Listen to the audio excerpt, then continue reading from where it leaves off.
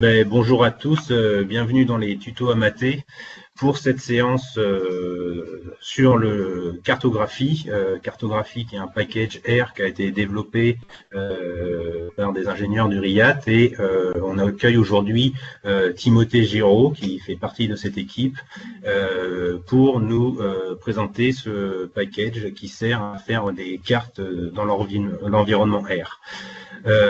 Timothée, du coup, je te laisse la parole pour intervenir pendant 1 heure et puis on discutera ensuite sur ton exposé. Voilà. D'accord, merci. Donc, effectivement, aujourd'hui, je vais vous présenter comment est-ce qu'on peut faire de la cartographie avec R. Je commencerai par faire une petite présentation que vous verrez défiler, et ensuite je ferai une démonstration en live avec le logiciel RStudio. Ce que je ne ferai pas ici, et ce que ne sera pas ce tutoriel, c'est une introduction à R, et vous n'apprendrez pas les bases de l'utilisation de R, et ça ne sera pas non plus un cours de cartographie où on apprend les règles de sémiologie, etc. Là, je vais présenter le package de cartographie, comment est-ce qu'on fait des cartes avec R, sans aller dans la méthode et dans R outre mesure. Donc, le premier point que je vais évoquer, c'est sur la recherche reproductible. Donc là, c'est une citation d'Anatole France. Il dit « La science est infaillible, mais les savants se trompent toujours ». Donc c'est pour mettre en valeur le fait que les scientifiques sont des humains et peuvent se tromper. Par contre, si on met en place les solutions techniques adéquates, on peut voir où est-ce qu'on se trompe et éviter de se tromper le plus souvent. Donc c'est ça l'objet de la recherche reproductible, c'est permettre à nos pairs, aux autres scientifiques, de vérifier nos résultats en essayant en permettant de les reproduire. Ici, vous avez un spectre de la reproductibilité qui est fait par Roger Peng. Donc, le principe de la recherche reproductible, c'est d'accompagner les publications des jeux de données et des codes sources pour permettre de les reproduire. Donc, c'est un spectre parce qu'on peut d'abord donner juste une publication. Donc là, on est dans un cas pas reproductible, on a un texte qu'on peut lire, mais on peut ajouter du code et des données, du code et des données qui vont bien ensemble, et là, on peut permettre la réplication complète.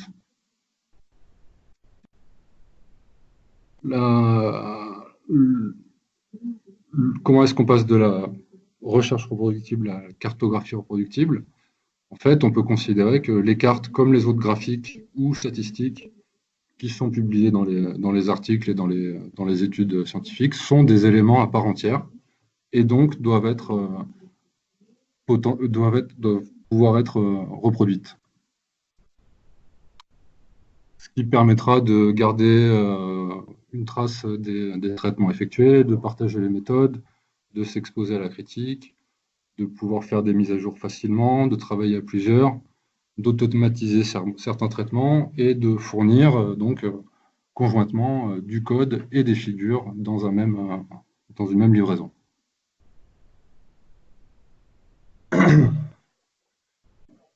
Le problème qu'on avait jusqu'à présent, c'est que la majorité des cartes qui sont produites dans un contexte académique sont produites avec divers logiciels, selon diverses méthodes, et ce que ça produit, c'est beaucoup de fichiers intermédiaires qu'il faut nommer, qu'il faut stocker, et en fait, cette diversité de formats et de logiciels rend la reproductibilité difficile. Donc, par exemple, quand on veut faire une carte toute simple sur la répartition des ouvriers dans les communes, on doit d'abord aller chercher les données avec un navigateur, puis les nettoyer avec Excel, puis faire admettons une régression linéaire avec un logiciel de stats, et faire la carte finalement dans un autre logiciel. Ce qu'on propose ici, c'est donc de simplifier les chaînes de traitement pour couvrir les différentes étapes de la construction. Et là, donc, notre solution, celle qu'on propose, c'est d'utiliser R à toutes les étapes pour récupérer les données, les nettoyer, faire des analyses et faire de la cartographie. Alors, pourquoi est-ce qu'on a choisi R? Alors, et puis, qu'est-ce que R? Donc, R, c'est à la fois un langage et un environnement qui permet de faire à peu près toutes les statistiques qu'on veut et toutes les représentations graphiques possibles. C'est un logiciel libre, avec une licence libre pur jus. C'est un logiciel qui est multiplateforme, donc qui marchera à la fois sous Linux, sous Windows ou sous Mac. Et ça, ma foi, c'est assez important pour pouvoir permettre à tout le monde d'utiliser et de reproduire les analyses. Et donc, c'est un logiciel qui marche par script. Ce n'est pas du tout un logiciel clic-bouton. Il faut écrire des scripts, des lignes de commande pour pouvoir faire nos analyses. Ce logiciel, en fait, est enrichi d'extensions qui s'appellent les packages. Ces packages, ils sont créés par les utilisateurs. Donc, cartographie, c'est l'un de ces packages. On a décidé de participer à l'environnement R en ajoutant une extension de cartographie thématique. Ce qu'il y a autour de R, c'est aussi ce qu'on appelle un IDE, un environnement de développement intégré, qui permet d'écrire facilement des programmes avec des fonctionnalités qui nous aident à avoir l'aide des fonctions, des choses comme ça. Un autre avantage de R, c'est ce que j'ai appelé ici les solutions de literate programming. Le literate programming, en fait, c'est quand on explique la logique d'un programme en français, en anglais, et qu'on rajoute dedans des morceaux de code source. Donc ça permet de lier très fortement script et explication textuelle. Un autre avantage de l'utilisation de R, ça va être la possibilité d'utiliser des logiciels de gestion de version.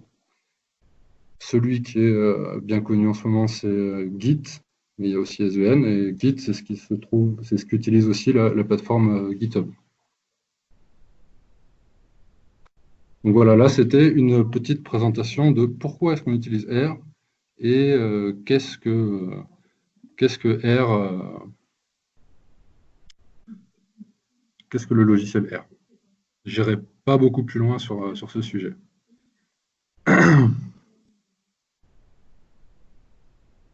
Donc, c'est un logiciel qui est dédié initialement à la statistique et à la création de graphiques. Et parmi ces graphiques, on peut faire des graphiques inscrits dans l'espace, donc des cartes.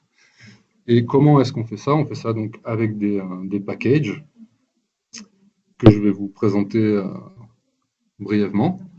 Historiquement, c'est-à-dire jusqu'à il y a 1 an ou 2 ans, il y avait 3 packages principaux qui servaient à faire du traitement spatial et de la cartographie avec R. C'était le package RGDAL qui permet l'import et l'export des formats de fichiers spatiaux type shapefile, GeoJSON, etc. Et aussi de gérer les projections, donc de quelle manière est-ce qu'on passe de la sphère au plan quand on fait une carte. Le package SP, qui était un autre package qui sert à représenter les données spatiales et à les manipuler. Et le troisième package principal, c'était le package RGEOS, qui permet de réaliser les opérations de géotraitement habituelles des SIG, c'est-à-dire le calcul de surface, de périmètre, de distance, d'intersection, etc. Donc vraiment toutes les opérations SIG. Donc j'appelle ça les packages historiques, qui fonctionne encore, qu'on peut toujours télécharger. Et quand vous faites des recherches sur Internet sur la carto ou le spatial avec R, vous trouverez plein d'exemples les utilisant. Mais, pardon, depuis un an, un nouveau package est apparu pour en fait essayer de rassembler dans un même package les fonctionnalités de SP, RGO, CRGDAL. C'est le package SF. Donc ce package, il a été créé par la même personne qui a créé le package SP. Donc en fait, il y a une continuité, c'est pas une concurrence. En fait, le créateur de SP s'est dit, bon, il est temps de mettre à jour cette manière de faire dans R, je vais proposer autre chose. Et en fait, il se trouve que la communauté des utilisateurs le suit très largement. Ce nouveau package SF est beaucoup plus aisé à utiliser et est basé sur des objets plus simples. De plus, il est compatible avec les syntaxes pipe et les opérateurs du tidyverse. Donc ça, c'est deux choses qui parleront aux utilisateurs de R, que je pourrais développer plus tard si vous voulez. Donc là, je vais vous montrer quelques exemples d'utilisation du package SF. Donc c'est le package de base pour l'affichage et la manipulation d'objets spatiaux. Donc là, c'est un exemple d'un fichier, d'un objet de type SF, où donc en fait on a un tableau classique composé de lignes et de colonnes.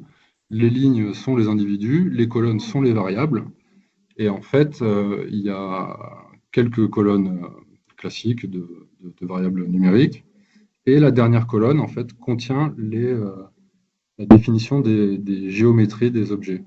Donc pour un point, ça sera un couple de coordonnées x, y. Pour une ligne, ça sera au moins deux couples, et pour un polygone, ça sera plusieurs couples de coordonnées formant un polygone. Donc ce format-là est assez classique dans les autres outils de base de données géographiques. Et c'est un format qui est assez pratique à manipuler ensuite. Qu'est-ce qu'on peut faire avec le package SF? Donc là, c'est un exemple très simple. J'espère que vous voyez à peu près ce qu'il y a sur l'écran. De toute façon, la présentation est déjà en ligne quelque part, je vous montrerai. Donc là, c'est comment est-ce qu'on fait pour importer des données, en l'occurrence un shapefile. Donc on lui dit strread, puis le chemin du fichier, et voilà, le fichier est importé dans R. On voit qu'il contient une projection, c'est la projection UTM de la Martinique. Pour l'affichage des données, c'est à nouveau assez simple. On utilise la fonction plot, qui est la fonction classique d'affichage de graphique dans R. Et ensuite, on lui dit stgéométrie de l'objet qu'on vient de créer, MTQ pour Martinique. En fait, on va accéder à la colonne qui contient les géométries et on l'affiche. Pour aller un peu plus loin, ici, on a des possibilités de transformer les objets géographiques comme on peut faire dans un SIG. Donc là, par exemple, je vais extraire les centroïdes en utilisant la fonction stcentroid. Donc c'est assez simple, on lui dit stcentroid de l'objet MTQ, et ensuite on peut l'afficher en dessous en ajoutant une taille pour le point, une couleur, un type de figuré. Donc là, on va afficher d'abord la Martinique, puis les centroïdes. Ce qu'on peut faire également, c'est calculer des distances. Donc ça peut être utile de créer des matrices de distance pour faire des calculs d'accessibilité ou pour faire des calculs. Là aussi, c'est assez simple. On lui dit st distance entre centroïdes et les centroïdes. Et on obtient une matrice de distance entre tous les points. Dans la même idée dans les mêmes fonctions de type SIG, on peut agréger des polygones. Donc là, c'est tout simple. Je lui fais ST union de MTQ. Ça va agréger tous les polygones ensemble. Donc j'affiche d'abord la Martinique en couleur bleu clair. Et ensuite, j'ajoute l'union de la Martinique. Donc c'est le découpage du département avec une frontière rouge d'une épaisseur de 2. On peut aussi créer des zones tampons avec la fonction stBuffer. Donc là, on lui donne un polygone et une taille de buffer qu'on peut ajouter donc, aux couches qu'on a créées précédemment.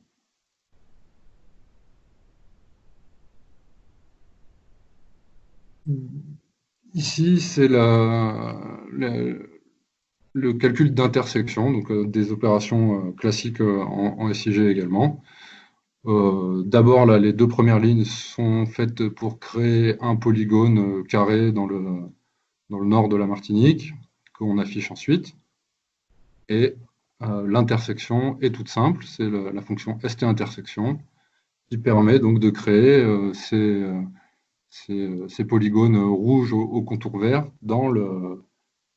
exactement dans l'intersection entre le carré rouge et les communes de Martinique. Ensuite, on peut aller un peu plus loin. Ici, je calcule des polygones de Voronoi. Les polygones de Voronoi sont en fait des polygones créés à partir de centroïdes. C'était pas très facile à écrire, mais avec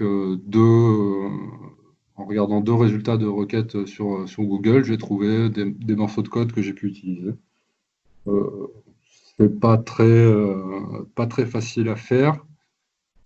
Mais là, ce qui est possible de faire dans ce cas-là précis, c'est de contacter le développeur de SF, que je n'ai pas nommé tout à l'heure, qui s'appelle EdzerPBSMA, et de lui dire sur GitHub, là où se développe le package, que peut-être ce serait bien de trouver une manière plus simple d'écrire la fonction de création de polygones.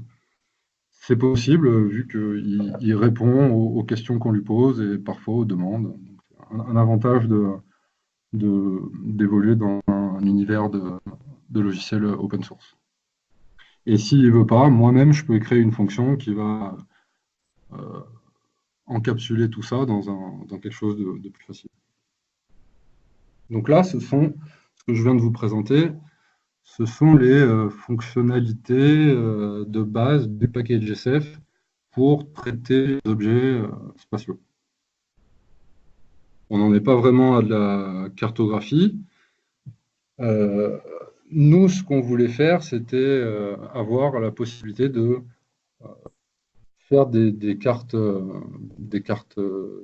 statistiques, de la cartographie thématique avec R. Donc, il s'agit des cartes en symboles proportionnels ou des cartes choroplètes, etc. Donc, pour faire ça, quand on a créé le package, il n'existait pas de package qui le faisait déjà, donc on a créé le package cartographie. Le package cartographie, donc voilà.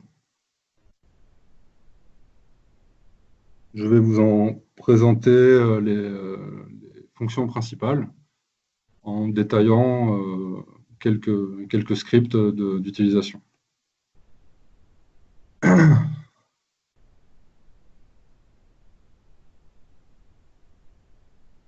Donc le premier type de carte proposée ici, ça va être les cartes en symboles proportionnels.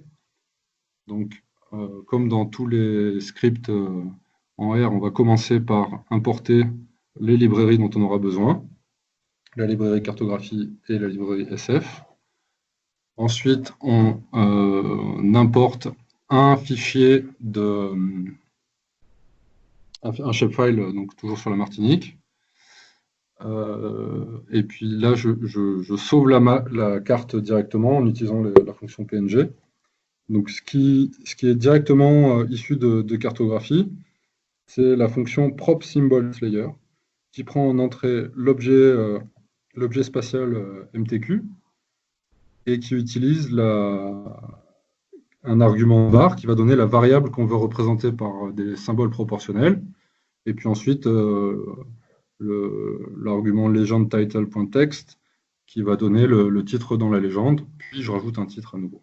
Donc là, en fait, le cœur de ce bloc de fonctions, c'est 2-3 lignes, et ça permet d'aboutir à cette carte-là, qui est déjà assez satisfaisante pour faire de la cartographie exploratoire quand on est en train d'explorer les données ou de prévisualiser des résultats.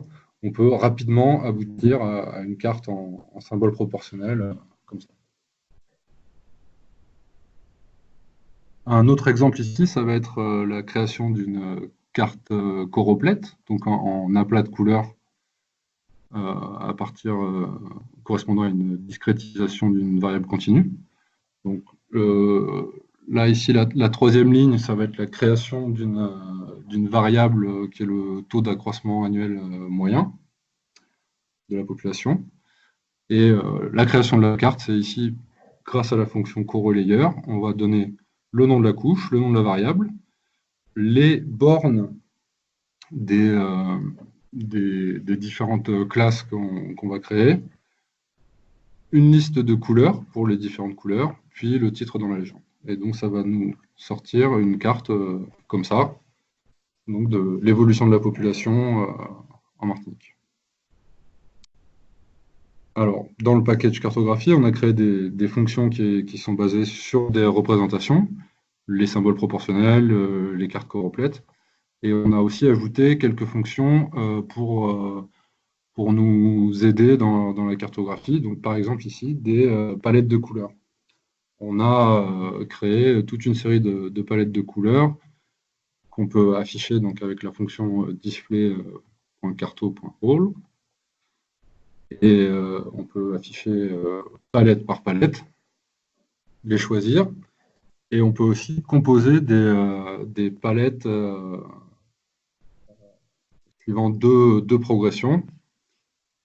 Donc là, c'est un exemple où on a d'un côté du rouge, de l'autre côté du vert, avec au milieu une classe un peu transparente. Donc ça, c'est des fonctions pour nous aider avec les palettes. Par ailleurs, on a aussi créé des fonctions pour nous aider avec les discrétisations, donc à savoir la manière qu'on peut avoir de découper une série continue en classes. Donc là, je ne sais plus de quelle variable il s'agit, mais on fait un test, on discrétise selon la méthode des quantiles, et puis on affiche les classes avec les couleurs qu'on a choisies précédemment.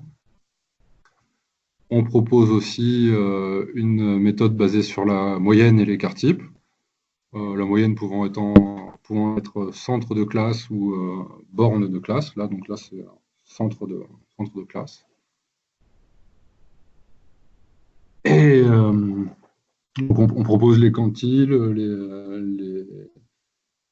les classes d'étendue égale, les méthodes de Jenks, toutes les méthodes classiques de discrétisation. Parmi les types de représentations qu'on propose, on propose aussi des combinaisons. Donc là, il s'agit de cercles proportionnels qui sont colorés en fonction d'une autre variable. Donc en fait, c'est à peu près la combinaison des cartes choroplètes et des cartes en symboles proportionnels, avec la fonction prop symbols correlayer, où on va rentrer le nom d'une première variable qui va correspondre à la taille du cercle, et une deuxième variable qui va répondre à la coloration du cercle. Donc voilà le résultat. On propose aussi une fonction pour afficher les labels et les annotations sur des cartes sans recouvrement et avec un petit halo pour que ça soit plus visible. C'est la fonction label layer qui permet donc d'entrer le nom de notre objet géographique, suivi du champ à représenter. et de paramètres sur la taille des caractères à afficher, etc.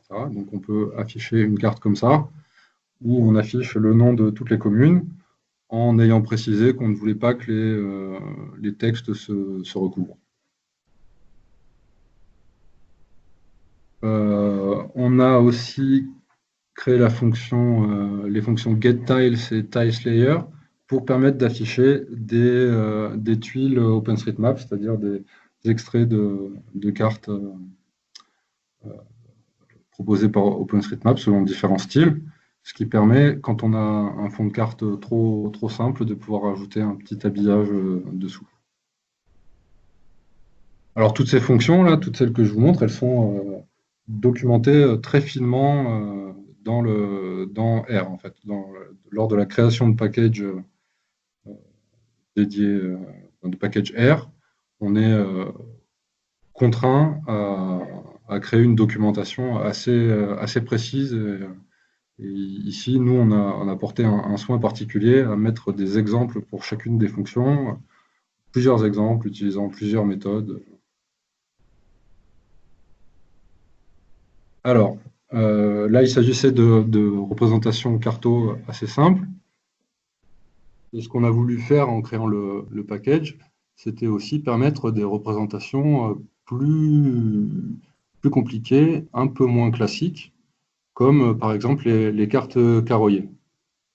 Donc ici, la fonction getGridLayer, ce qu'on va faire, c'est créer un carroyage au-dessus d'un maillage et distribuer la variable initialement du maillage initial dans le carroyage en fonction de proportionnalité de surface intersectée pour aboutir à ce type de carte.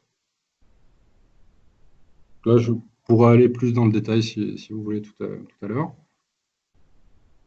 Parmi les cartes un peu plus compliquées aussi, on est allé sur les cartes de discontinuité. C'est-à-dire que habituellement, on fait porter les valeurs statistiques par des maillages continus. Ici, ce qu'on va faire, c'est faire porter l'information sur les frontières entre polygones et représenter ces frontières de manière plus ou moins épaisse en fonction des différences de part et d'autre de la frontière. Donc ça mobilise plusieurs fonctions, la fonction getBorders, diskLayer et CorroLayer, par exemple, pour aboutir à ce genre de carte. Donc ici, c'est une carte du PIB par habitant, donc c'est ce qui est représenté en aplat de couleur, et les frontières entre unités géographiques sont plus ou moins épaisses en fonction du différentiel de richesse de part et d'autre de la frontière. Donc ça, c'est des opérations, c'est des cartes qu'on faisait avant, mais qui mobilisaient plusieurs logiciels, payants notamment, et qui nécessitaient de créer 4 ou 5 fichiers intermédiaires. C'était assez compliqué, pas très souple. Donc on a rassemblé tout ça en quelques fonctions R et on arrive à les produire beaucoup plus facilement maintenant. Un troisième type de carte un peu originale, c'est les cartes en lissage. Donc là, en fait, on va en tout point de l'espace, donc sur une surface continue, affecter des valeurs pour notre variable en fonction de paramètres. Donc là, de la même manière, la documentation est très précise, accompagnée d'exemples. Et sauf si vous voulez qu'on y revienne, je vous enjoins à lire la documentation pour pouvoir réaliser ce type de carte, donc qui permet de représenter sur un espace continu des phénomènes initialement dans un maillage.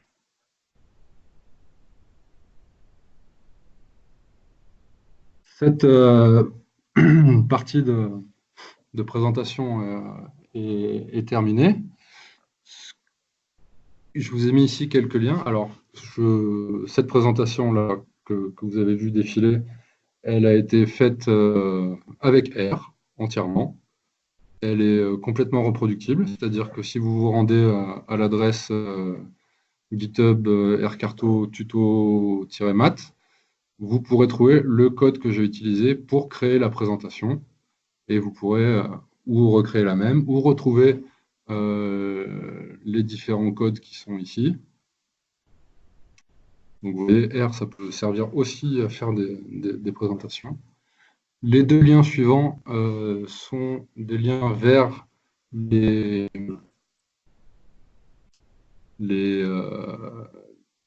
sites web où se passe le développement de cartographie. Donc c'est là qu'on peut poser des questions, faire des rapports de bugs et ou voir des suggestions de nouvelles fonctionnalités. C'est là qu'on répond à nos utilisateurs. Et ce que j'ai rajouté à cette présentation, c'est le résultat de la fonction session info. En fait, cette fonction, elle donne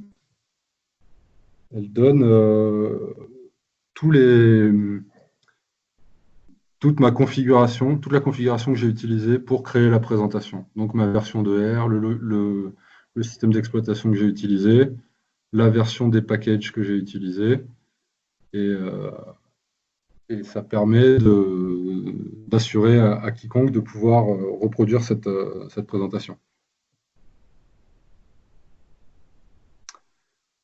Voilà. Maintenant, alors je ne sais pas, c'est vous qui me dites, je peux ou répondre à des questions, aux interrogations. Alors, du coup, merci beaucoup Timothée. Si, on peut prendre effectivement des questions s'il y en a. L'idée, c'est qu'après, tu nous fais une démonstration sur RStudio. Voilà, c'est ça.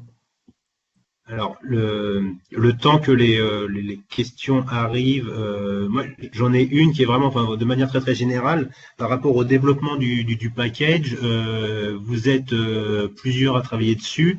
Ça vous a pris combien de temps? Et là, tu as énuméré un certain nombre de fonctions du package cartographie, mais j'ai l'impression qu'en fait, il y en a d'autres encore. Il y en a, enfin, c'est de revenir un peu sur, enfin, juste sur le package, un peu coût, développement, fonction, et puis c'était une idée à peu près du nombre d'utilisateurs qu'il y a. Alors, le package, effectivement, on était, lors de sa création, on était deux à travailler dessus, Nicolas Lambert et moi. Je pense que la première version a été rendue publique en fin 2015. Sur combien de temps on a passé dessus, ça je saurais pas le dire.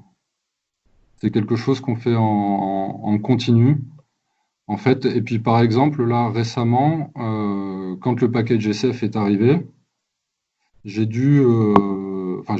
voulu modifier toutes les fonctions pour qu'elles puissent prendre en charge ce nouveau format et même en interne, à l'intérieur des fonctions, au lieu d'être basé sur les anciennes manières, c'est basé sur les nouvelles. Donc en fait, c'est effectivement, d'un point de vue maintenance, c'est du boulot, ça prend du temps. Et puis on a envie de faire vivre un petit peu, donc on essaie de rajouter des fonctionnalités de temps en temps quand on a des idées, voire des suggestions d'utilisateurs. Ça peut arriver. Et au niveau utilisation, en fait, c'est difficile d'avoir des statistiques d'utilisation sur les packages.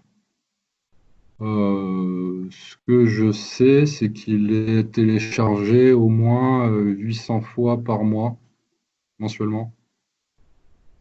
Mais c'est un chiffre qui est au minimum, enfin, c'est difficile à dire, c'est parmi un des serveurs qui propose les packages, et ça peut contenir des robots ou pas, je sais pas trop.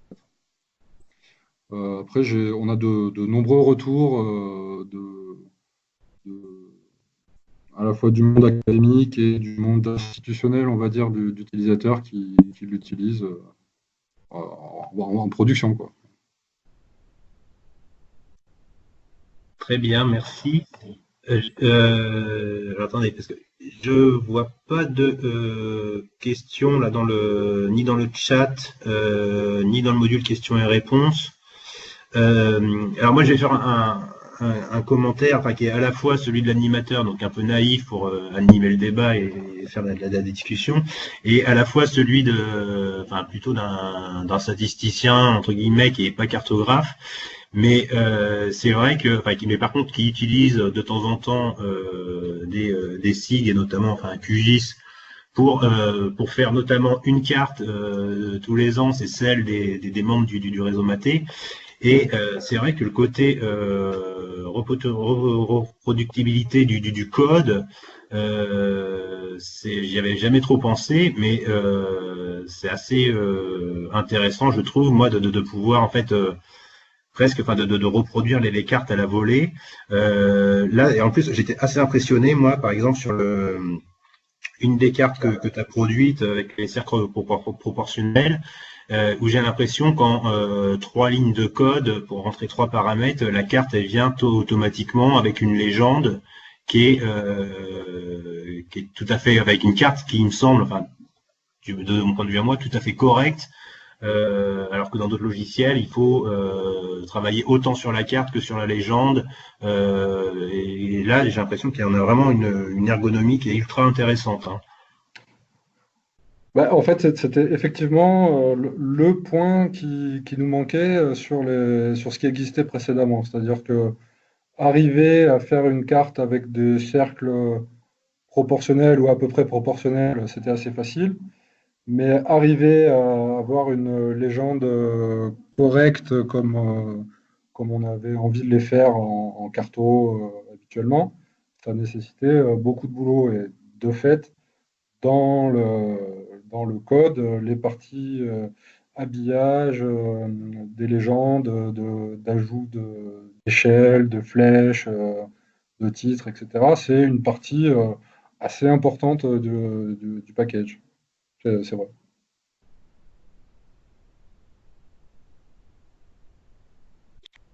Alors, du coup, ben, enfin, Damien a posé des questions, mais enfin, il préconise de les garder pour la fin. Je pense, mais effectivement, on reviendra dessus après la démonstration. Donc là, maintenant, je pense que tu peux passer sur RStudio. Et puis, pour les participants, hein, n'hésitez pas à réagir ou à poser des questions. Hein, on a encore du temps pour échanger sur la cartographie sous R. Alors, c'est presque bon de mon côté, sachant que moi, localement, je crois que j'ai des petits problèmes de réseau. Voilà, donc RStudio est monté dans la présentation. Et donc, je pense que ça va être bon pour tout le monde. Donc, bah, tu reprends la main, Timothée. D'accord.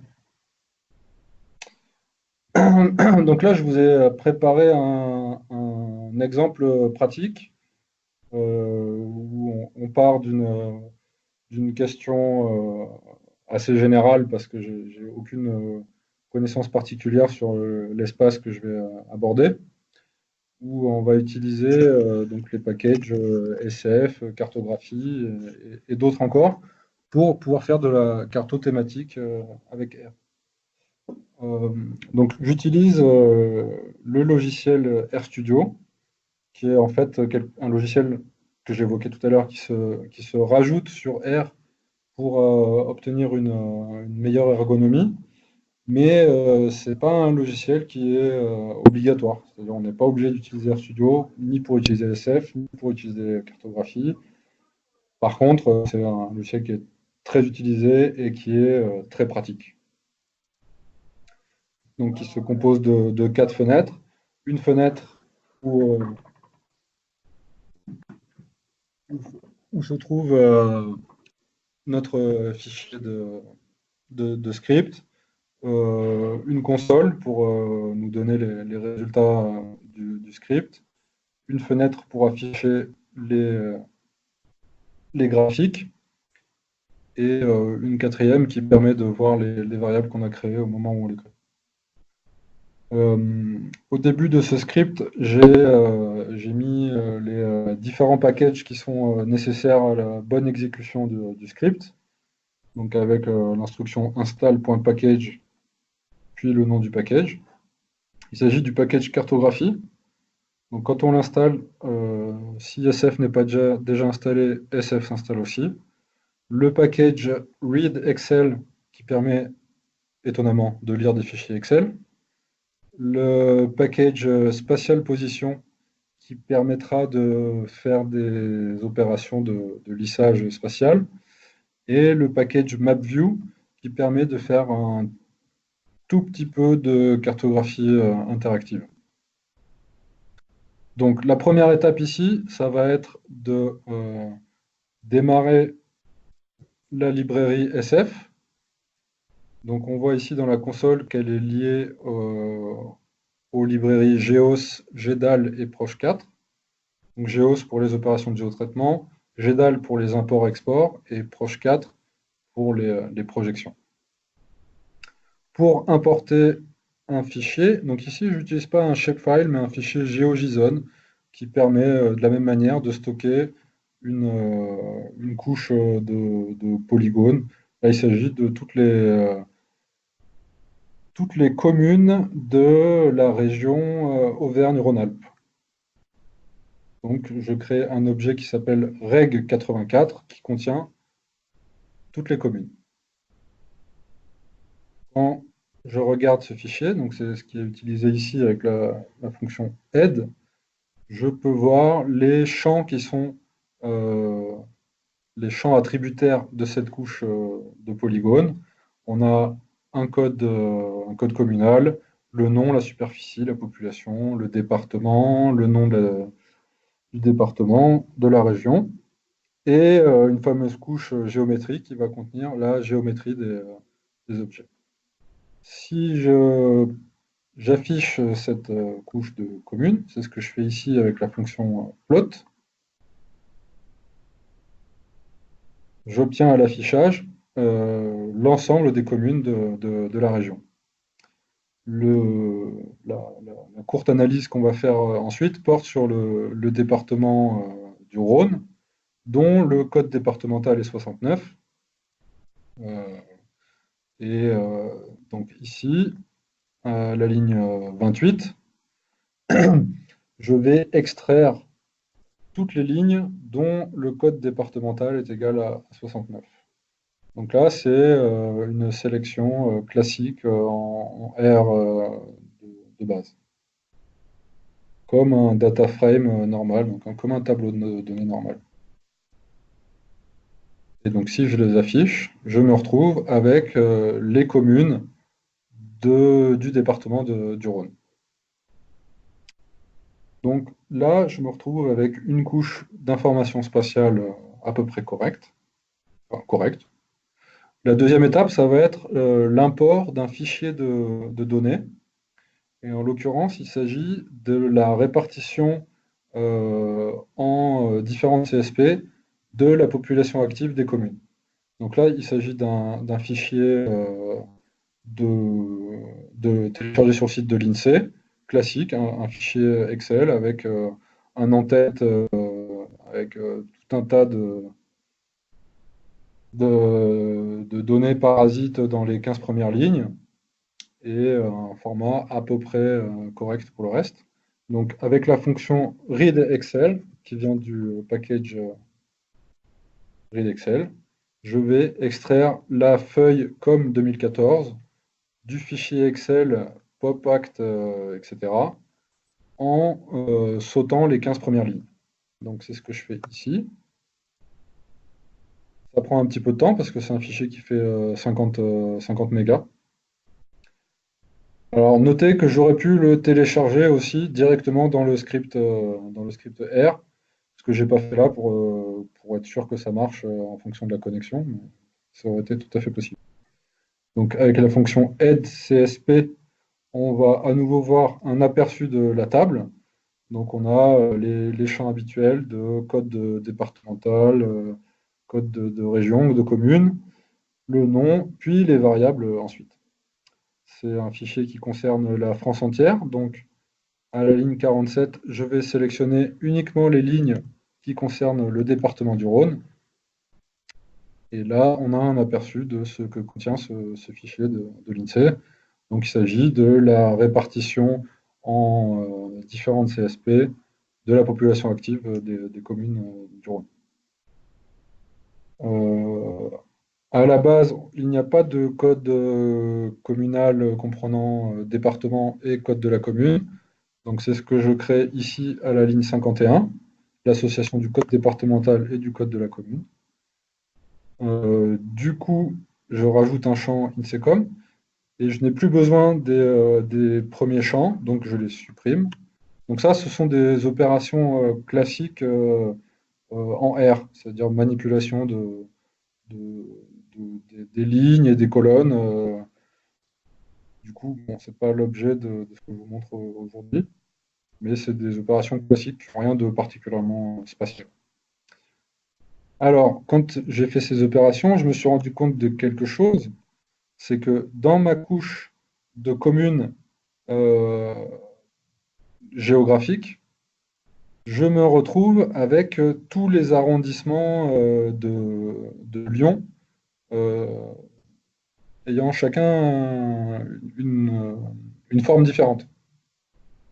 En fait, j'ai 9 lignes pour les arrondissements de Lyon, tandis que dans ma couche INSEE, en fait, j'ai qu'une seule ligne. Donc Lyon est agrégé dans l'INSEE et pas dans mon fond de carte. Donc c'est ce que je fais ensuite ici avec les lignes suivantes.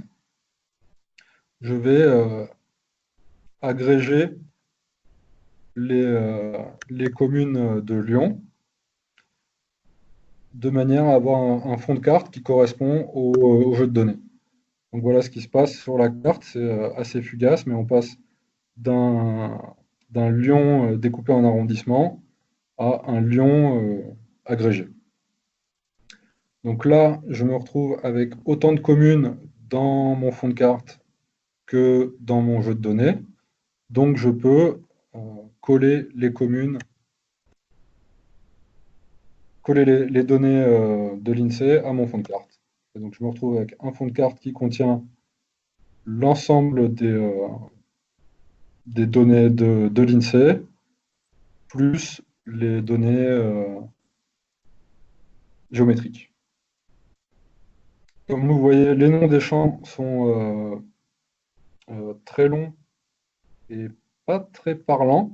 Du coup, dans les lignes 73 à 76, en fait, ce que je fais, c'est que je vais les renommer. Donc, il s'agit des agriculteurs occupés ou non occupés, les artisans, les cadres, les professions intermédiaires, employés et ouvriers.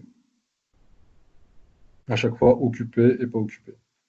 Comme il s'agit de données qui sont redressées, on se retrouve avec des valeurs pour les communes de 12,06977 cadres.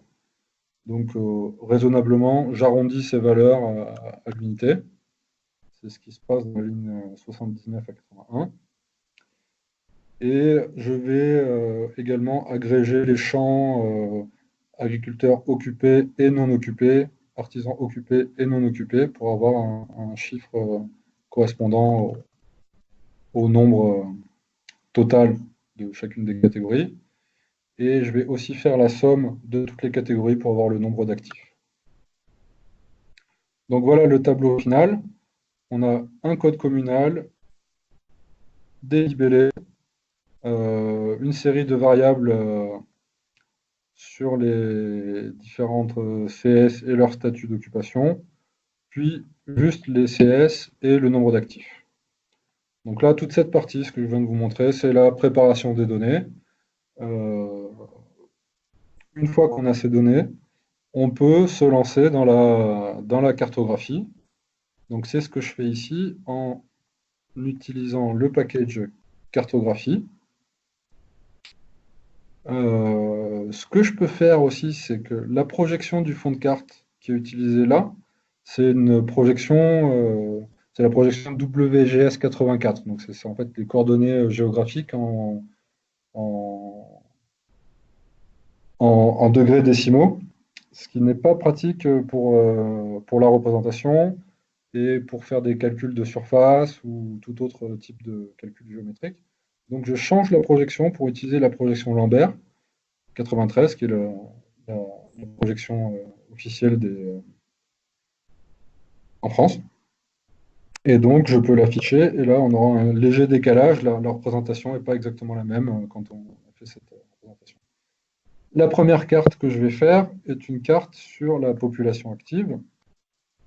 Donc d'abord j'affiche la population, les communes, pardon, puis le nombre d'actifs avec la fonction prop symbols layer. Donc je lui donne le nom de ma couche, dep69, la variable à représenter et la couleur à utiliser pour les figurés proportionnels. Et voilà. Et je peux rajouter un titre avec la fonction title. Donc là, vraiment, en 3 lignes, on obtient la carte de la répartition de la population active dans la région du Rhône en 2014. Cette carte est pas mal, mais en fait, elle pourrait être nettement améliorée.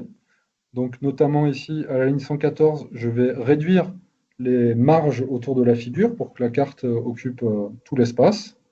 Et je vais rajouter un fond gris clair. Ensuite, à la ligne 115, j'ajoute les communes. Donc là, voilà, on a une meilleure occupation de l'espace. Et la fonction prop symbols layer, en fait, possède beaucoup d'attributs pour permettre de personnaliser un petit peu la carte. Donc, par exemple, l'argument inch permet de régler la taille des figurés proportionnels. L'argument border permet de choisir la couleur du contour des cercles. LWD, l'épaisseur du contour des symboles. Symbols permet de définir autre chose que des cercles proportionnels. Donc ici, j'utiliserai des carrés. Et puis ensuite, en fait, vous aurez dans la documentation l'ensemble des possibilités et des arguments. Donc voilà, ici, c'est une représentation du nombre des actifs en carré proportionnel. La fonction bar scale permet de rajouter une petite échelle en bas à droite en précisant la taille. Donc là, c'est une échelle de 10 km. On a essayé de faire une échelle assez discrète. La fonction north permet de rajouter une flèche nord sur la carte. Et la fonction layout layer permet d'ajouter un titre, des sources, un auteur, un cadre, etc. Donc là, ça permet un meilleur habillage de la carte. Donc là, vous avez la carte finale qui est quand même un peu plus sympa que celle-là.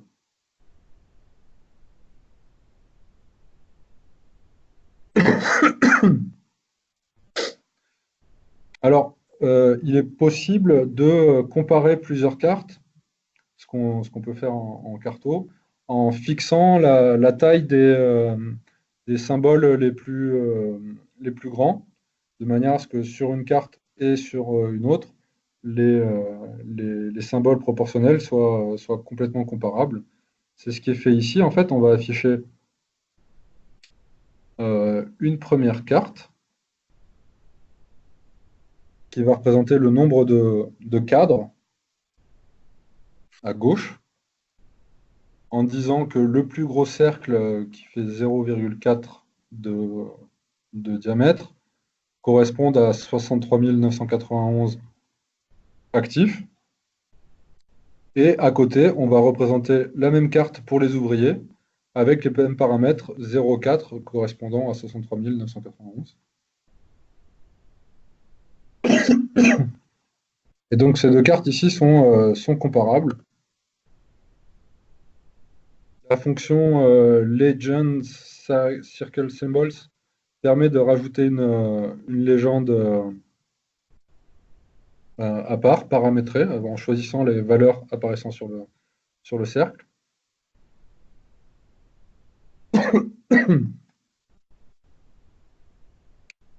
Voilà. Quand j'ai vu cette carte, je me suis demandé, mais quelles sont ces communes dans le nord et puis dans le centre, qui ont des valeurs pour les ouvriers très nettement supérieures au cadre. Et là, j'ai utilisé la librairie MapView et la fonction MapView qui permet d'afficher très rapidement une carte sur un fond leaflet et de l'interroger. Donc ce que j'ai fait, c'est que j'ai regardé la carte à peu près. Je me suis dit, mais quelle est cette commune? Je suis allé dans le viewer, hop, et je vois qu'il s'agit de Givors, Vaux-en-Velin, etc.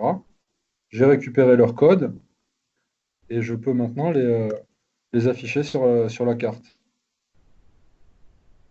Donc j'ai pu afficher les 4 communes que j'ai trouvées un peu extraordinaires dans la répartition des ouvriers par rapport à celle des cadres.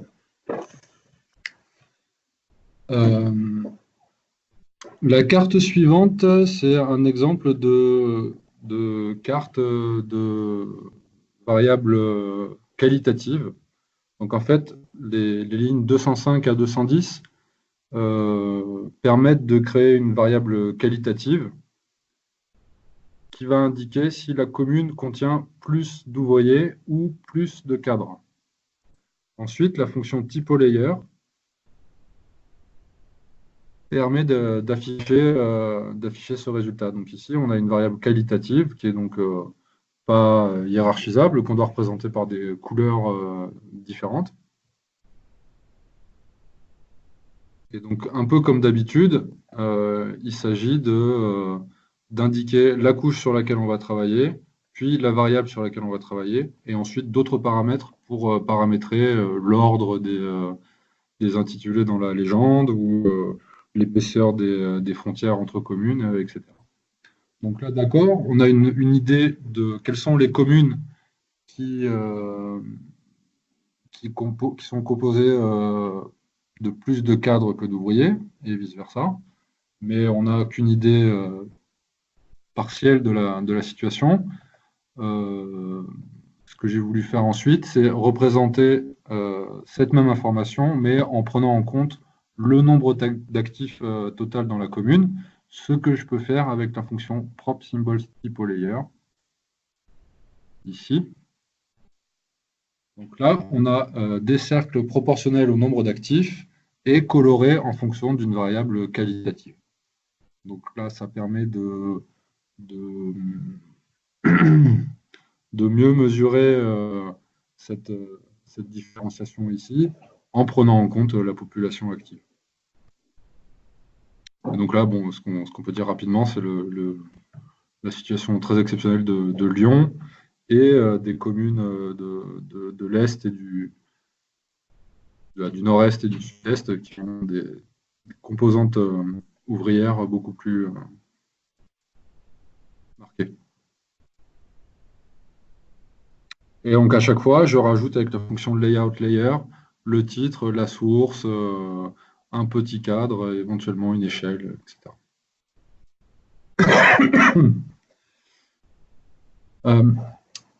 Je décide, après cette rapide analyse, je ne suis absolument pas spécialiste de la région Rhône, ni même de catégories socio-professionnelles, etc. C'est un exemple comme ça. Donc, là, on va s'intéresser à la répartition des cadres. Donc, je vais créer à la ligne 249 une variable qui contiendra la proportion des cadres, et puis je vais l'analyser un petit peu pour pouvoir la représenter comme il faut. Donc, avec la fonction summary, j'obtiens les principaux paramètres moyenne, médiane, quartile, maximum, etc. Avec la fonction boxplot, j'obtiens comment ça s'appelle, une boîte à moustaches. Et avec la fonction histogramme, j'obtiens un histogramme que je peux étudier. Et là, je me dis, bon, bah, ça ressemble un petit peu à une distribution normale, mais je ne suis pas trop sûr, donc j'utilise la méthode Q6, qui est en fait basée sur les quantiles, en utilisant des quantiles plus fins aux extrémités. Donc les deux extrémités représentent environ 5% de la distribution, et les autres classes sont plus larges. Je vais rapidement ici, mais la méthode est précisée dans la documentation. J'utilise une gamme de couleurs composée de vert et de rouge. Et avec la fonction CorelLayer, je peux afficher donc la répartition des cadres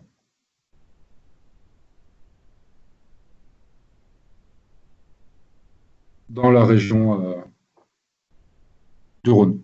Et je rajoute une échelle, un titre, et puis une flèche sud, parce que pourquoi pas. C'est quelque chose qui est possible avec le package cartographie. C'est pas très utile, mais bon, on l'a mis quand même. Donc là, on a eu une idée de la répartition par des cadres dans le département selon le maillage initial. Ce qu'on peut faire ensuite, c'est en se disant, bon, voilà, le découpage en communes va un petit peu affecter la manière dont on perçoit l'information. Donc, on pourrait essayer de représenter ça dans une grille.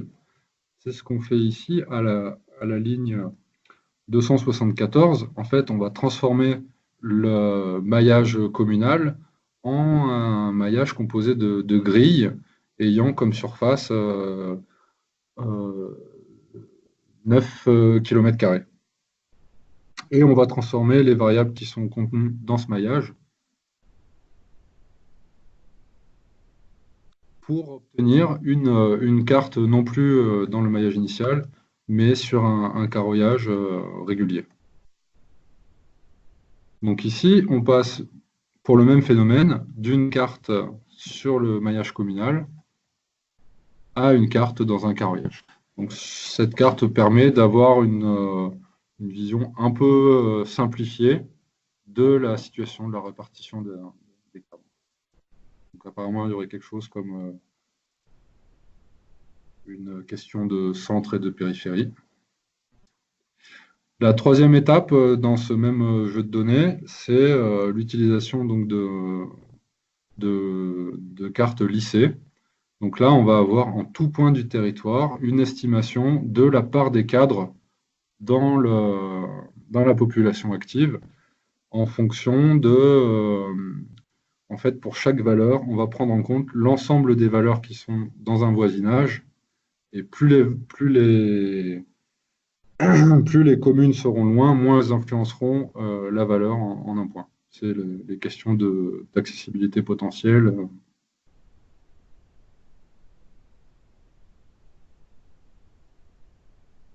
Donc là, c'est un peu long parce qu'il y a des vrais calculs derrière. Et on peut rajouter également une échelle, un habillage. Et puis on peut rajouter aussi un petit texte qui explique très brièvement la méthode. Donc là, on passe d'une carte à l'échelle communale, puis à l'échelle carroyée, puis encore, en allant vers la simplification, une carte lissée. Voilà, j'ai fini ce petit exemple. Donc, je peux répondre à vos questions, si vous en avez. Bien, merci beaucoup Timothée. Alors j'espère que vous allez m'entendre. Moi, localement, j'ai des problèmes de réseau. J'ai juste une question par rapport. Tout à l'heure, je disais que j'étais vraiment impressionné de des cartes qui étaient générées avec très peu de syntaxe sur la position des légendes ou des différents éléments.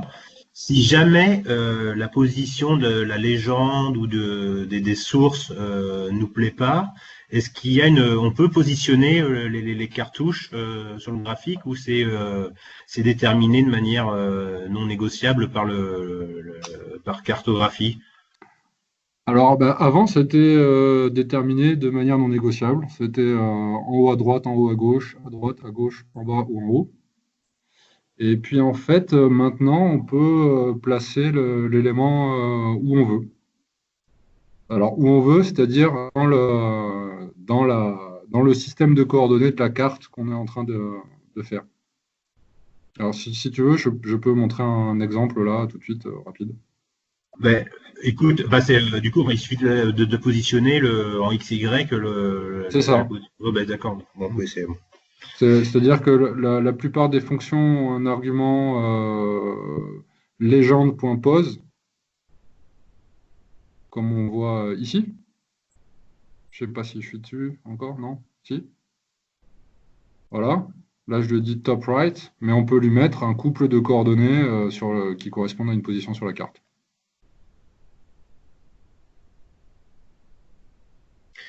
Très bien, écoute, merci beaucoup. Alors, j'ai parcouru vite fait le module questions et réponses. Il y avait plusieurs questions de Grégoire qui est encore là. Il y en avait une, mais qui est en fait comment on peut faire le lien en fait avec des systèmes de base de données relationnelles du type SQL ou PostGIS. PostGIS. Est-ce que c'est, de toute façon, est-ce que c'est un problème de cartographie ou il faut faire appel à d'autres packages pour lire des données qui vont être stockées sur un serveur à l'extérieur? Alors, c'est en dehors du scope de cartographie, clairement. Nous, on intervient à partir du moment où les données sont des objets spatiaux dans R. Donc, c'est-à-dire, si on a un objet SF, un objet SP, on peut le prendre en charge et le cartographier. Mais après, il existe plein de packages permettant de jouer directement avec les bases de données, hein. Que ce soit en Postgre ou en SQL ou en MySQL ou peu importe, hein. Les ponts se font très très bien entre R et la base de données, hein. Que ça soit en mémoire dans la RAM ou même en mémoire physique. Donc les ponts existent clairement pour pouvoir utiliser de la base de données en entrée. D'accord. Et donc il y a une question qui revient souvent là en matière de cartographie, c'est la question des exports et des formats. Alors là, je ne sais pas s'il y a des fois les archéologues sont intéressés par du PDF, mais en tout cas, Grégoire posait la question des exports en SVG. Et il me semble avoir vu une autre question sur les formats, je ne sais pas si elle est liée. Non, c'était sur les formats des données. Alors d'abord, la question des exports des cartes, sous quel format on peut les exporter? Alors, pour l'export des fichiers, enfin des cartes, en fait, on est complètement dépendant de R, c'est-à-dire il n'y a rien qui est spécifique à cartographie. Donc, on peut exporter les cartes comme n'importe quel autre graphique dans R en utilisant le module d'export. Et là, on peut sauver en PDF ou en PNG. Donc, on peut à la fois, enfin, et en SVG, c'est possible aussi. Là, j'ai moins de. Si, c'est possible, hein, c'est possible. Alors, à nouveau, c'est quelque chose qui sort un peu du cadre de cartographie, mais sur lequel on a travaillé un peu quand même. C'est un point que j'ai passé tout à l'heure. C'est dans R, c'est en fait un petit peu difficile d'obtenir un graphique ayant les bonnes proportions. Donc, il faut les préciser à l'avance. Et dans cartographie, on a fait une fonction qui permet d'obtenir le bon ratio correspondant à une bonne emprise. Donc on a une fonction qui facilite, c'est la fonction getFigDim, qui permet de faciliter le choix du ratio et de la taille en pixels ou en peu importe. Mais donc on peut exporter en vectoriel et éditer ensuite dans un logiciel type Inkscape ou Illustrator pour modifier à la main. D'accord. Alors, du coup, j'envoie les questions de manière orale. On n'est pas nombreux, hein, si vous voulez poser vos questions, on va directement à Timothée, hein, vous pouvez activer vos micros. L'idée, c'est de recouper le micro dès qu'on a posé la question, mais enfin, n'hésitez pas à intervenir. Alors, pareil, il y a une question là sur la possibilité du coup là de faire des cartes avec des cercles affrontés. Alors, et moi j'ai une autre question par rapport à ça. C'est quoi des cercles affrontés? Parce que n'étant pas géomaticien, je connaissais les cercles proportionnels mais pas affrontés. Bah, ce serait pas à moi d'expliquer ce que sont des cercles affrontés, mais cercles affrontés, c'est quand on représente en fait des moitiés de cercle. C'est-à-dire qu'on va représenter du côté gauche une variable quantitative dans un demi-cercle proportionnel et du côté droit une autre moitié de cercle proportionnel. Alors, dans cartographie, il y a une fonction qui s'appelle prop triangle symbols layer, quelque chose comme ça, qui permet d'afficher des triangles proportionnels, donc deux triangles affrontés, qui ne sont pas des cercles. Et en vérité, nous, on n'utilise pas trop cette représentation. Du coup, on la propose via les triangles, mais on ne va pas beaucoup plus loin que ça. Si on reçoit 30 messages, si on reçoit des messages d'utilisateurs nous disant que c'est vraiment indispensable et que ce serait pour ça qu'ils utilisent cartographie, etc., et ben on songera à l'implémenter après en avoir discuté, et puis voilà. Mais ça veut dire que c'est possible, hein, vous pouvez nous demander des choses. Après, on dit oui ou on dit non, mais c'est... Bon, écoute, j'espère que le message sera entendu. Il y a une question de Marion Plot sur les fonds de cartes et sur les formats de fichiers. Et du coup, alors moi j'ai une question aussi sur les fonds de cartes. Dans quel objet ils sont stockés sous R? C'est des data frames ou pas? Alors, les fonds de cartes, oui, c'est ça, alors, ce sont des objets SF. Donc, les objets SF, ce sont des data frames plus d'autres attributs. C'est-à-dire qu'ils se comportent comme des data frames pour la plupart des opérations, mais ils ont une colonne spéciale qui contient les géométries et des attributs spéciaux qui contiennent la projection et des choses comme ça. Mais oui, c'est ça, c'est les objets SF. SF pour Simple Feature, c'est donc un format standard de stockage de l'information spatiale. Et donc oui, ma question portait sur les formats acceptés. En fait, on a vu que vous aviez importé un format avec la fonction SDRED et je crois avoir noté Geo et JSON, le format. Je voulais savoir quels étaient les autres formats acceptés par cette fonction.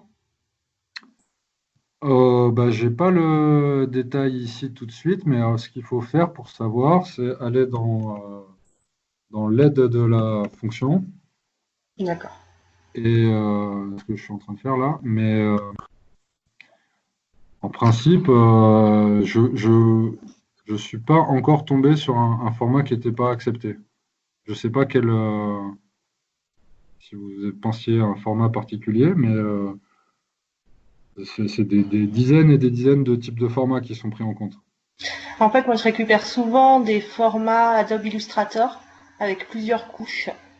Et, alors ça, il s'agit pas d'informations géographiques du coup. Ah oui, d'accord. Donc ça passerait pas. Il faut ça absolument. passerait pas. Ok. Ok, merci. Parce que du coup, il n'y a pas d'inscription spatiale de ces formats de fichiers Illustrator. D'accord. Dans un repère qui est en bas à gauche du fichier, et puis voilà. Ok. Très bien, merci. Je vous en prie. Du coup, je ne sais pas si Guylaine est encore là. Si, du coup, si tu veux intervenir un peu plus à l'oral, tu peux le faire. Sa question, en fait, c'était sur les cartes de chaleur, mais je pense que la réponse va être positive et qu'il y a une fonction qui permet de les faire sous cartographie. Je sais pas, qu'est-ce que c'est que des cartes de chaleur? Ah, alors, Guylaine, si tu peux préciser la question. Enfin, je pense que du coup, c'est des gradients Vous m'entendez là? Oui. Très Oui. bien. En fait, ce sont les cartes effectivement qui ressemblent beaucoup aux cartes de lissage que tu as montrées en dernier. Ce sont des cartes utilisées en général, notamment pour présenter des gradients de température dans les cartes météo, par exemple, qui donc relient les points normalement qui ont des valeurs à peu près similaires. Et moi, je suis linguiste, hein, donc je fais un petit peu un usage détourné Mhm. des logiciels de cartographie. Et nous, on les utilise un peu pour représenter effectivement et de façon un petit peu lissée des données qui sont semblables d'un point à l'autre d'un domaine quand on travaille sur un domaine, et c'est quelque chose qui est très intéressant pour nous. Ouais, Donc je vois. voilà. Alors, en fait, je savais ce qu'étaient des cartes de chaleur, mais en fait, c'était pour ça dépend de la méthode que vous voulez utiliser. En fait, est-ce que c'est les méthodes IDW, les plus proches voisins? Enfin, il y a plein C'est ça, ouais, ouais, ouais. et alors, toutes ces méthodes-là, elles existent dans R. Ouais, Et elles existent de manière, depuis longtemps et puis bien, bien documentées. Donc, on les a pas rajoutés à la cartographie parce qu'on aurait juste rajouté une surcouche sur un truc qui existe déjà. Par contre, dans R, oui, oui, ça existe hein, pour tout ce qui est KDE, IDW, etc. Vous avez tout ça. d'accord, ok. Et si c'est des opérations qui traitent plutôt des fichiers raster en entrée ou en sortie, enfin des couches de points en entrée, des fichiers raster en sortie, donc des données continues.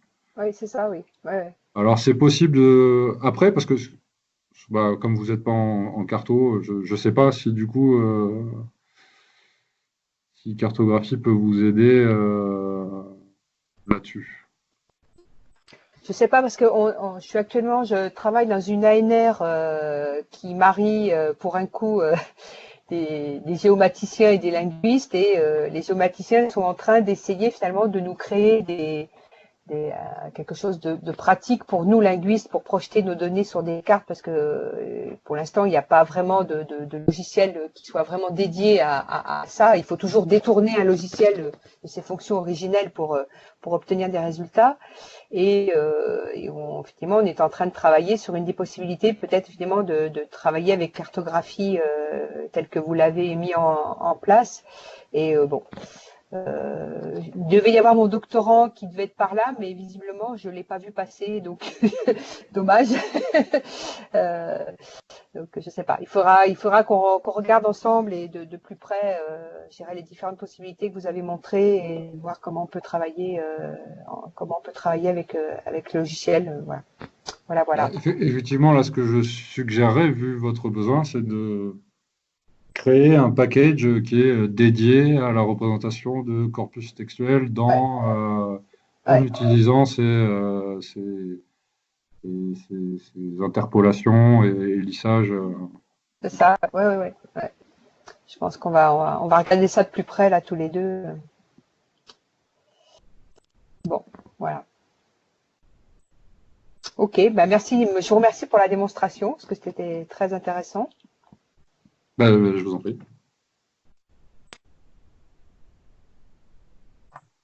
Alors, du coup, je reviens. Je sais pas, je vois plus de réponse. Il y avait Tiffaine, une des participantes, mais qui me semble qu'elle est partie, qui avait des questions, enfin vraiment de base, enfin même sur ce que c'est un système d'information géographique. Enfin, c'est moi qui ai traduit ça comme ça, mais de savoir comment les logiciels font la différence entre les données et les fonds de carte. Mais vu qu'elle est pas là, on va pas forcément répondre. Je ne sais pas si les autres participants ont envie d'intervenir. Hein, allez-y.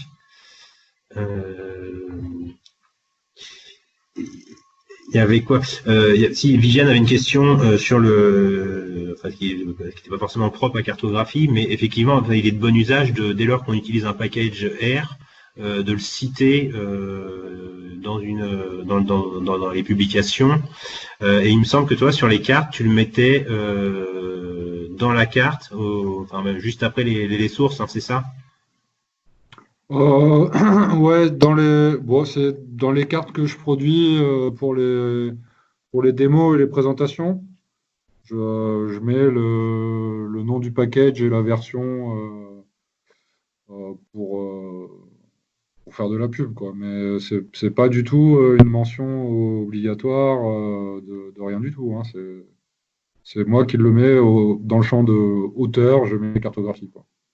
Sinon, si on souhaite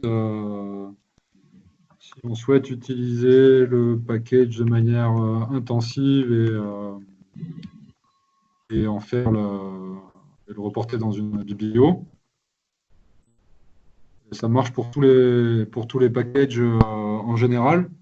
Il y a la fonction citation qui va donner en fait un bloc de test pardon, un bloc de texte au format BibText ou le format qu'on veut de biblio pour intégrer dans une biblio, quoi.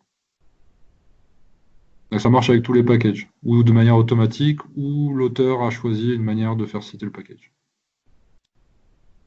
Ok. Hop, je reparcours le chat ou le module questions-réponses. Et donc, encore une fois, je vous réinvite à poser vos questions à l'oral, hein, si vous en avez.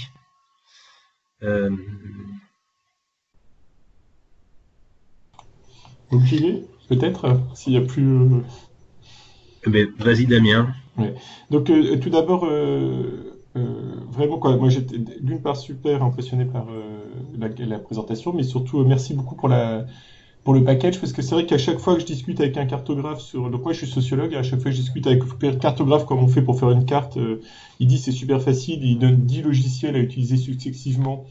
Et je trouve que ça, c'est pas très facile. Et deux, je suis super d'accord sur le fait que je ne vois pas comment on garde une bonne traçabilité. Et c'est vrai qu'en ce moment, à mater, c'est pour ça que je garde mes questions à la fin, parce que c'est sans doute un peu en dehors de cartographie, même si, comme c'était votre objectif, je me permets quand même de poser des questions. À mater, là, les journées annuelles, on avait réfléchi justement sur la traçabilité du traitement des données. Et donc, effectivement, je suis d'accord avec toi que d'avoir tout dans un seul logiciel, ça permet de la traçabilité. Mais en même temps, là, tu as cité, donc j'avoue, je ne suis pas utilisateur de R, tu as cité au tout début, alors évidemment, j'arrive pas à me relire, mais quelque chose comme Murkdown et Git. Est-ce que tu peux juste expliquer, comme on a encore un peu de temps, en quoi ça sert, en quoi ça permet de faire de la traçabilité du traitement des données? Même si c'est R plus que cartographie. Ouais, bien sûr, pas de problème. Alors, c'est deux choses différentes. Donc, il y a d'une part ce qui s'appelle l'iterate programming, avec un format qui s'appelle Markdown. Donc, ça, c'est en fait un format d'écriture un peu comme du HTML, on va dire. C'est un format à balise, mais extrêmement simplifié, qui permet de décrire tout un raisonnement, une méthode en texte, comme quand on écrit, comme quand on décrit un protocole, et de rajouter dans ce fichier des morceaux de code et leurs résultats. Donc ça permet d'avoir un document unique comprenant la description du protocole, des réflexions, les allers-retours, etc. Les morceaux de code qui permettent la reproductibilité physique du code et les résultats. Excuse-moi, ça dans un seul document. Je t'interromps parce que ça semble tellement être proche de ce que je cherche que j'aurais d'être sûr. C'est-à-dire que par exemple, si je recode, je fais un truc tout bête, hein, je recode ma variable âge. Pour faire mon recodage de variable âge, j'ai fait 3 tris croisés et 4 tris à plat. Et c'est comme ça que j'ai choisi comment je vais les recoder. Tout ça, tu vas pouvoir le garder dans tes commentaires, c'est ça, de Markdown? Ouais, c'est ça. Le traitement et le résultat. Ouais, et au lieu d'avoir 3 fichiers, 3 scripts, 3 fichiers qui se baladent, on a un master, en gros, un gros, qui va contenir l'ensemble des appels aux différents fichiers et des choses qui se passent à droite, à gauche. Donc ça, voilà, c'est le format Markdown. Et donc, avec R, c'est R Markdown. Ça marche aussi en Python, hein. C'est un peu le même principe que les notebooks Jupyter, etc. Donc ça, c'est pour la question du l'iterated programming. Et pour la question des systèmes de gestion de version, donc là, c'est GitHub, par exemple, ou enfin, Git et GitHub, ou SVN, Bitbucket. Enfin, il y a plusieurs fournisseurs de ce service. Le plus connu, celui que moi j'utilise pour l'instant, c'est GitHub. Donc ça, c'est un système de gestion de version. C'est-à-dire que là, tu écris quelque chose dans un fichier, texte, et puis tu rajoutes quelque chose encore, et tu rajoutes quelque chose encore, ou tu effaces, enfin, tu modifies ton fichier, et en fait, toutes les modifications que tu as effectuées sont gardées en mémoire. Donc tu peux revenir en arrière, tu peux avoir deux personnes qui travaillent en même temps sur le même programme ou texte, et tu peux ensuite rassembler les deux parties ensemble ou pas. Enfin, c'est un outil qui est super puissant, qui n'est pas forcément hyper facile à prendre en main, et qui est fait initialement pour le développement, donc pour créer du code. Mais ça marche avec du texte, en fait. Je ne sais pas si j'ai été suffisamment clair. Si je pense, quoi. C'est vraiment quoi, du versionning standard, sauf le truc que je vois, c'est qu'en plus on peut travailler à plusieurs, quoi. Ce qui m'impressionne encore. Ouais, on peut travailler à plusieurs, et puis il n'y a pas de. Voilà, le fichier il porte toujours le même nom. Il n'y a pas version 1, version 2, final plus 1. Enfin, on est sur un fichier, une structure qui peut évoluer, on peut revenir en avant, en arrière. Enfin, alors, ce que je conseille en général, c'est de commencer à utiliser ce truc-là tout seul.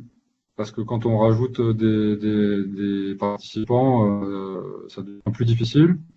Mais une fois qu'on maîtrise cette gestion-là tout seul, on peut commencer à travailler à plusieurs. Bon, je ne suis pas spécialiste de Git, hein. Ben, merci beaucoup. Je pense que ça peut être une bonne idée de tuto à venir. Merci.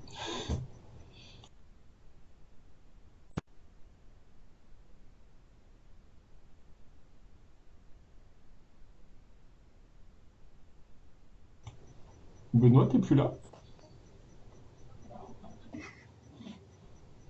Et encore, ou si je me suis fait déconnecter. Si, tu es là. Je pense que tu avais coupé ton micro. D'accord, non, mais ouais, je me suis fait couper ma visio. Bon, bref. Voilà, là, j'ai des messages d'alerte de partout. Côté participant, je vois plus de questions. Mais juste une dernière question à Timothée. Là, donc à la fin de ta présentation, tu nous as présenté l'endroit où on pouvait trouver le code pour refaire ta présentation.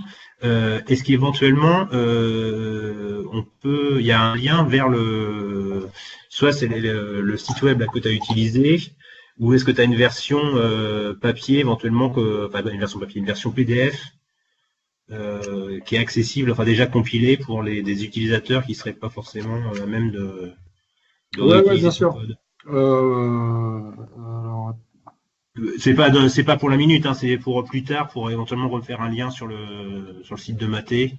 oui, bien sûr. Bah, je t'enverrai le lien vers la présentation et l'exemple et le dossier et tout ça. Enfin, il y a pas de... sans avoir besoin de le recopier, etc., hein, la présentation telle quelle. D'accord, bah super. Donc oui, moi aussi, enfin, j'ai peut-être pas assez dit, mais bravo là pour le boulot que vous faites, collectivement dans votre UMS, dans votre unité à Riyad. Et puis un grand merci là pour ta présentation et aussi pour la partie mise en œuvre sur RStudio. Là, c'était vraiment très clair et très parlant. Enfin, du coup, je pense que je vais changer de logiciel en fait. Ça rend vraiment la cartographie accessible. Pour moi qui n'en ai jamais fait et qui ne cherche pas à faire des trucs très compliqués, je vois que là je sens que je peux faire une carte facilement. C'est vraiment impressionnant. Il y en a qui disent exactement l'inverse, ils disent que ça le rend inaccessible parce qu'il faut taper du code et que c'est rédhibitoire. Mais c'est quand même très gentil comme code, hein. Voilà. oui. Bah, pour les vrais développeurs, c'est pas c'est de la rigolade. Ouais, moi je trouve aussi que ça a l'air très facile comme ça. Enfin, très facile, peut-être, c'est beaucoup exagéré, mais quand on a l'habitude de taper un peu de ligne de code ou dans Stata ou dans ça, c'est quand même très proche, quoi. Oui, bah oui. Alors, je suis toujours embêté, j'ai toujours peur de clore la session, le tuto, alors qu'il reste encore des questions. Si des intervenants veulent même intervenir juste pour dire merci, bah, c'est le moment. J'ai l'impression qu'on a répondu, enfin, on s'est presque tout dit. Et de toute façon, s'il reste des choses à se dire.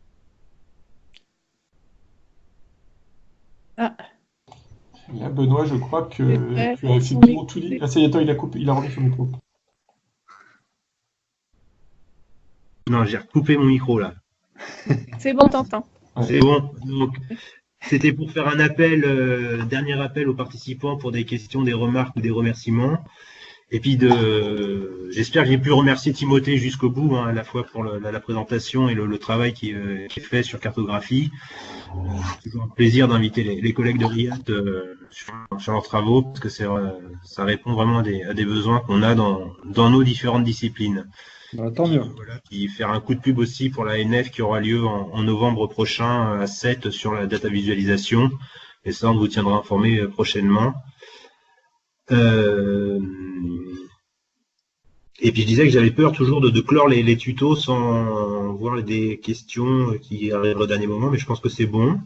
Bah écoutez, je sais, Timothée, Damien ou Viviane, si vous voulez rajouter quelques mots, c'est le moment.